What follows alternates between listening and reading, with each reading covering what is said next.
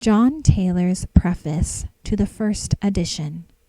The circumstances attending the death of our beloved and much esteemed apostle, Parley Parker Pratt, rendered it impossible for him to complete and prepare for publication the work in which he had for many years been engaged, which is now presented to the public.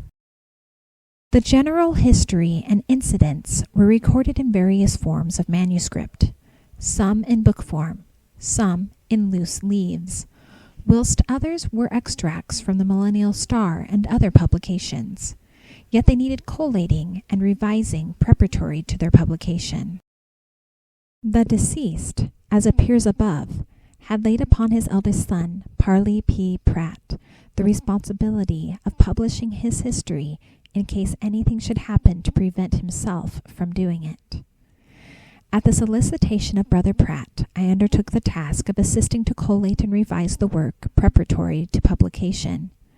I found, as I expected it to be, quite an undertaking, but as Brother Parley brought the gospel to and baptized me, and as I have always entertained for him the most profound regard, I esteemed it a duty, due alike to gratitude and respect, to assist in having him properly presented before the community.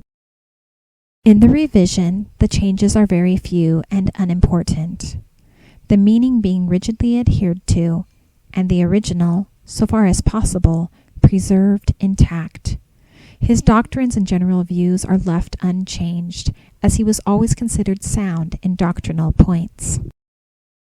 The multitudinous reminiscences manifested in his eventful life exhibit a true and living faith in God and his religion, an honesty of purpose, an inflexible will, and an unflagging, indefatigable industry and perseverance.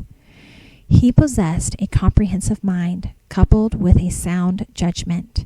He manifested an indomitable fortitude under the most trying circumstances and in adversity and trials, as well as in prosperity, exhibited an example worthy of praise and emulation.